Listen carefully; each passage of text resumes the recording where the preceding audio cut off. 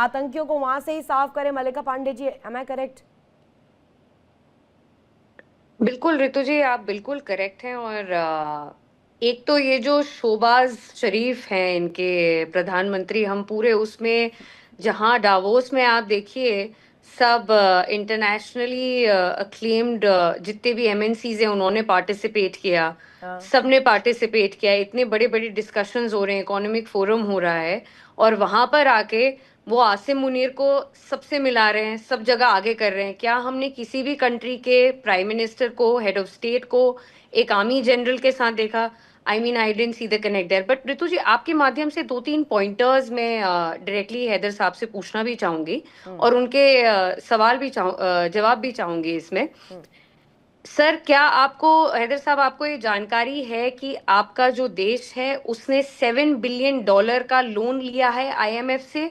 और कुछ दिन पहले ऋतु जी, हम्म। $1.2 बिलियन अप्रूव किया है आईएमएफ ने हम्म। पाकिस्तान का लोन, और उनको लोन दिया है। और जो ट्रम्प की बोर्ड ऑफ पीस है, उसमें जो फीस है एनुअली, जो एक मेंबरशिप फी है, वो $1 बिलियन है। हम्म। आपकी आवाम में हैदर साहब 20 मिलियन बच्चे आउट ऑफ स्कूल हैं, और आप लोग यहाँ, आपकी आवाम को पता ही नहीं है कि इतने $1 बिलियन फीस है। तो आप लोग एक जो माउथ पीस बन गए हैं गवर्नमेंट का, मैम, वो मत मल्लिका बनिए। पांडे जी, मल्लिका पांडे जी, इनको ना आदत हो चुकी है लोन लेने की ना, और उसे जी। चुकाने की नहीं। इन्हें आदत हो चुकी है, ये पुरानी चीज़ हो चुकी है। और अभी शायद उनको कुछ आवाज़ की इशू है, टेक्निकल इशू है, उनको आवाज़ नहीं पहुंच रही है, इसलिए वो जवाब दे रहे हैं या नहीं देना चाहते, दोनों चीज़ें, दोनों क्वेश्चन है अभी।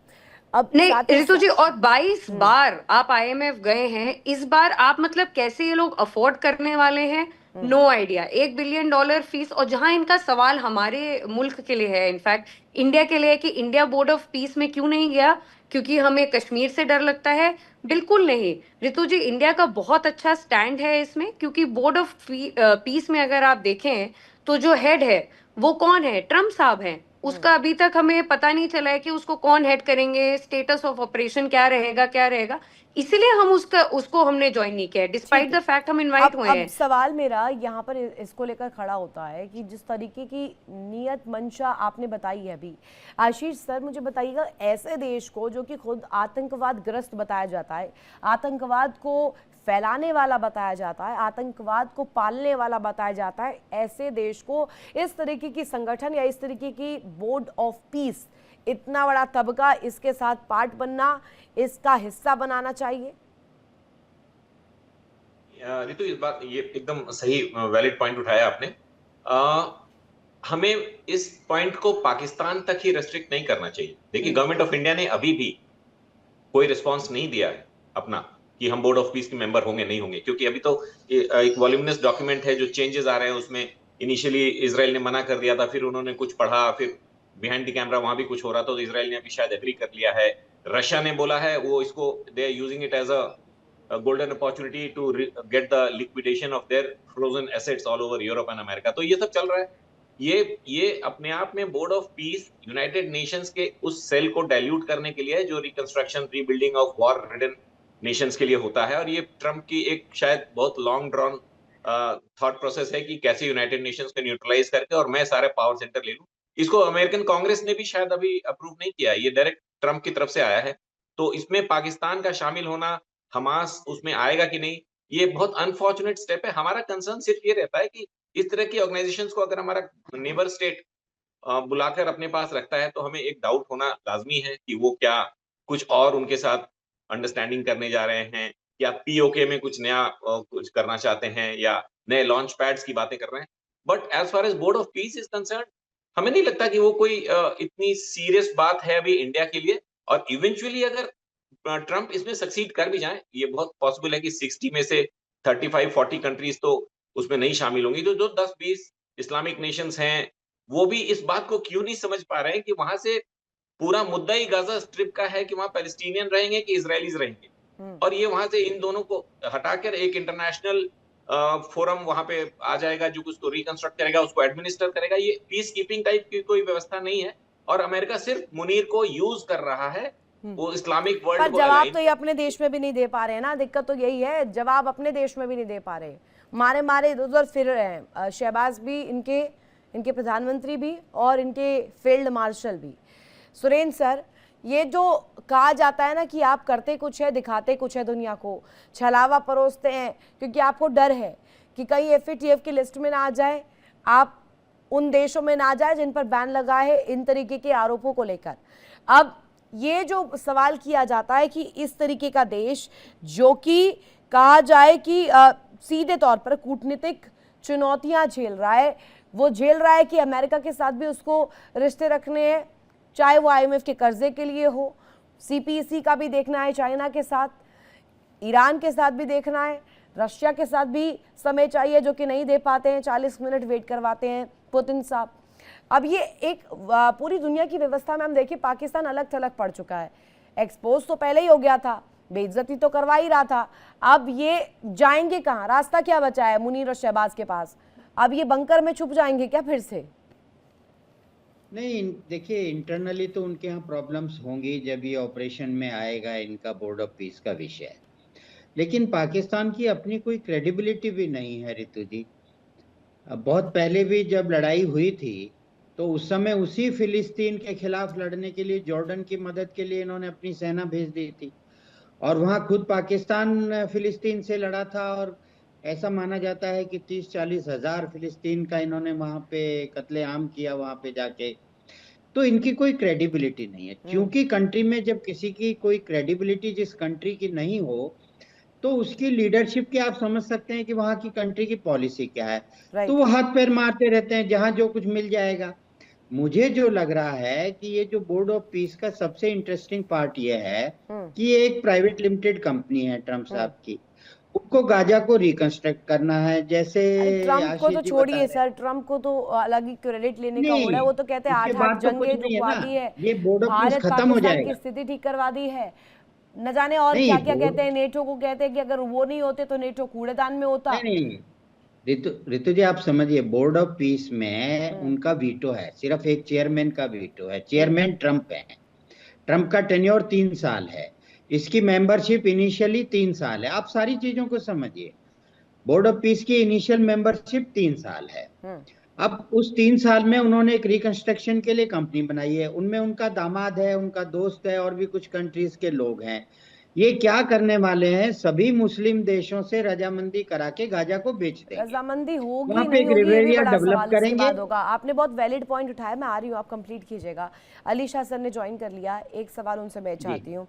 अलीशा सर, ये बार बार कई दफा पूछा गया है कि जो शांति का प्रस्ताव है, शांति का पैगाम है पाकिस्तान का, ये सच्ची में वैसा ही है जो पाकिस्तान दिखा रहा है, ये पैगाम ही है, या अंतर्राष्ट्रीय दबाव की वजह से जबरदस्ती में दबाव में लाया गया कोई फैसला हो? देखिए, पाकिस्तान इतना तो है कि शांति चाहता ही नहीं, इनको अमल चैन पसंद ही नहीं, इनको मार काट, खून खराबा, बम धड़ा के अपने आप को उड़ा दो, मासूमों की जान दे दो, आपको जन्नत नसीब होगी, आपको पूरे मिलेंगी, यही सब पाठ पढ़े जाते हैं पाकिस्तान के अंदर। और यही तो आतंकी फैक्ट्री है लगातार, मतलब कंटिन्यूस, मुस्तकिल, बरकरार इन्होंने अपने आप को उड़ाने का बस ठिका ले रखा है। अब पाकिस्तान जैसे मुल्क को जो आतंकिस्तान भी कहलाता है, वो सिनोनिम है बेसिकली पाकिस्तान का। इसको बोर्ड ऑफ पीस पे रखना मुश्किल है भैया, आप पता नहीं क्या समझ के लाए हैं बोर्ड ऑफ पीस में। बोर्ड ऑफ पीस तो पक्का नहीं होगी, आतंक को बढ़ावा और मिलेगा, ये बात जरूर है। तो इसमें ये सरासर अगर ये सोच रहे हैं कि पाकिस्तान को, डोनाल्ड ट्रम्प साहब के पाकिस्तान को लाके कुछ फायदा होएगा और वहां पे हालात बिगड़ेंगे, ये हमस के साथ वैसे ही हाथ मिलाए हुए हैं और खुद कबूलते हैं कि हमस से इनके ऐसे रिश्ते हैं। हमस को तो ये आतंकी मानते ही नहीं, मौलाना मसूद अजहर को भी आतंकी नहीं मानते, हाफिज सईद को भी आतंकी नहीं मानते, ओसामा बिन लादेन को भी आतंकी नहीं मानते। फिर तो सवाल ये भी उठेगा कि ये जो अंतर्राष्ट्रीय इंटरनेशनल ऑर्गेनाइजेशंस हैं या इस तरीके की जो पीस बॉडीज हैं, अगर सीधे तौर पर इन संगठनों को लेकर कहूँ मैं, इन अंतर्राष्ट्रीय मंचों का इस्तेमाल क्या ये फिर सिर्फ और सिर्फ अपने घर में अस्थिरता को छुपाने के लिए कर रहे हैं? हाँ बिल्कुल, 100%। छुपाएंगे, कितना छुपाएंगे? एक्सपोज तो हो चुके हैं, दुनिया जानती है कि what is Pakistan up to basically. और झूठ बोलने में तो माहिर है, झूठ पे झूठ, इंफॉर्मेशन वॉरफेयर खेलेंगे। तो बेसिकली आज की तारीख में पाकिस्तान इतना बदनाम क्यों है? हर पाकिस्तानी को आतंक की नजरों से देखते हैं, क्योंकि ये सपोर्ट करते हैं ना। आतंकियों को सपोर्ट करना भी एक आतंक ही हुआ एक तरीके से। ठीक है, ठीक है। जी। यानी कि फिर इसके बाद ये सवाल उठेगा मल्लिका जी, ये जो इतने बड़े बड़े भारी भरकम शब्द पाकिस्तान में यूज़ किए गए हैं, या इस मंच पर इस पीस बोर्ड में अगर पाकिस्तान जाता है, सीधे सीधे मैं अगर इधर कोट करूं, इनकी विदेश नीति के लिए ये अगर स्टैंड रखते हैं, ये स्टैंड क्या पाकिस्तान में अभी जो कर्ज के हालात चल रहे हैं, जो आर्थिक स्थिति है, उसके हिसाब से टिकाऊ है? चल पाएगा, कहीं पर स्टैंड करेगा? नहीं, बिल्कुल नहीं रितु जी, जैसे मैं पहले भी बात कर रही थी कि आईएमएफ से सबसे ज्यादा लोन्स अभी इस टाइम में पाकिस्तान ने लिए है। 22 बार आईएमएफ ने बेल आउट किया है, और इस बार इनको जो एक पैकेज प्लान मिला है $7 बिलियन का अप्रूव हुआ है आईएमएफ से, तो इनको पहला अभी कुछ दिन पहले ही इनको $1.2 बिलियन उसमें से मिल गया है। ट्रम्प की एनुअल फीस जो इस बोर्ड ऑफ पीस की है वो $1 बिलियन है। आपके 20 मिलियन बच्चे आउट ऑफ स्कूल है, आपके यहाँ महंगाई इज ओवर द रूफ आज के टाइम में। इतनी महंगाई है वहां पर, आपके इंटरनल इतने सिक्योरिटी इश्यूज हैं। और उस समय पर, और एक और चीज रितु जी, आप आसिम मुनीर जी को, अपने फील्ड मार्शल मुनीर जी को भेजते हैं, अमेरिका भेजते हैं, वहां पर वो ट्रम्प की कंपनियों को लाइजनिंग के लिए $5 मिलियन आप लोग वहां एनुअली दे रहे हैं। फिर आप ट्रम्प की बैकअप ये कंपनी है क्रिप्टो की, वर्ल्ड लिबर्टी फाइनेंशियल, उसको आप क्रिप्टो की कंपनी को पाकिस्तान में लेकर आ रहे हैं। पहला सॉवरेन कंट्री जो यूज कर रहा है क्रिप्टो, ट्रम्प की बैक्ड कंपनी। तो ये क्या है, इनकी फॉरेन पॉलिसी अगर आप देखें तो बहुत ही एक फेल्ड फॉरेन पॉलिसी है इनकी, इनके फील्ड मार्शल मुनीर की। और ये अभी पाकिस्तान क्या होने वाला है, ये जो शोबाज शरीफ और फील्ड मार्शल मुनीर, अभी इनका गठबंधन बहुत, आपने ये बिल्कुल मैम, इंस्टाग्राम अभी तो रील्स छुप में आ गए गए हैं हैं। मैम, अभी छुप गए हैं क्योंकि जनता के जवाब नहीं दे पा रहे हैं ना। आप तो घर के भीतर ही लोग पूछ रहे हैं, JUIF के मौलाना भी पूछ रहे हैं, PTI के समर्थक भी पूछ रहे हैं, PTI के लोग भी पूछ रहे हैं, जिसका जवाब शायद अब मुनीर साहब के पास भी नहीं है, और इनके जो शहबाज शरीफ प्रधानमंत्री सेल्समैन हैं उनके पास भी नहीं है। सहाय सर, मुझे अब ये बताइएगा, ये विदेश नीति का पार्ट तो बता देते हैं, या सीधे सीधे कहूँ ये कहते हैं कि मुसीबत के वक्त पर इस तरीके की कोशिश कर रहे हैं कि इसके ज़रिए स्टेबलाइजेशन आए, इसीलिए इंटरनेशनल स्टेबलाइजेशन फोर्स का ये पार्ट बनना चाहते हैं। लेकिन मुझे ऐसा लगता है पाकिस्तान जैसा देश है, जो कि वहाँ की हुकूमत है, जो वहाँ पर जोड़ी काम कर रही है, सेना जैसे वहाँ पर अगर कहा जाए एक्टिव है, सेना का रोल जिस तरीके से है, आतंकियों के साथ गठबंधन जैसे इनका है, इसके हिसाब से तो फिर साउथ एशिया में स्टेबिलिटी तो नहीं आएगी, मुझे ज़रूर लगता है कि इंस्टेबिलिटी आएगी।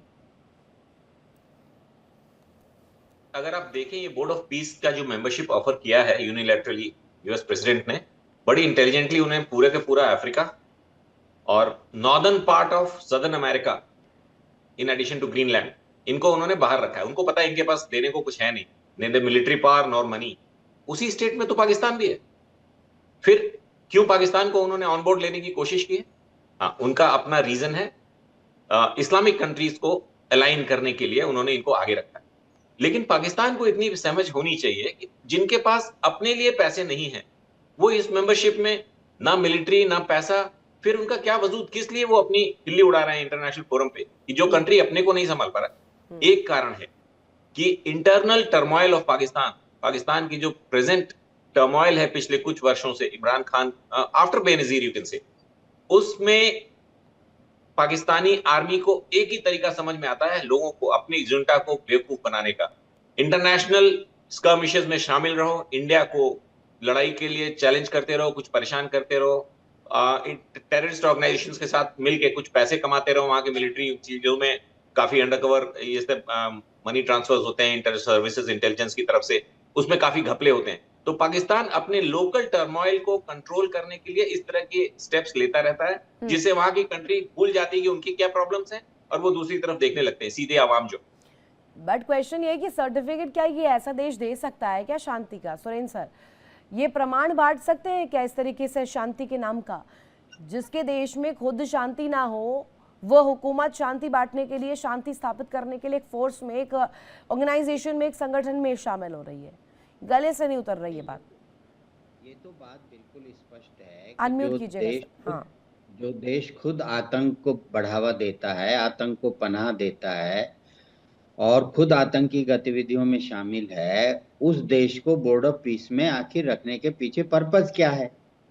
तो पर्पस वही स्पष्ट है कि वो ट्रम्प क्या कर रहे हैं कि मुस्लिम कंट्रीज को ही साथ लेकर उसी गाजा में इजराइल की सत्ता स्थापित करेंगे, गाजा को बेच देंगे, वहां पे रिकंस्ट्रक्शन के नाम पे कि भाई पैसा चाहिएगा तो हम ऑक्शन करेंगे, उससे मनी आएगा, उस मनी से और इनको लड़ना पड़ेगा। और उनको मालूम है कि पाकिस्तान हमास से भी लड़ लेगा। आप ये मत समझिए, इनको अच्छी फंडिंग अगर हो गई होगी और हुई होगी तो उस फंडिंग के बाद इनको क्या मतलब है, पाकिस्तान की आवाम से क्या लेना देना है? अगर इनके अपने घर भर जाएंगे तो इन दोनों को तो कोई लेना देना ही नहीं है।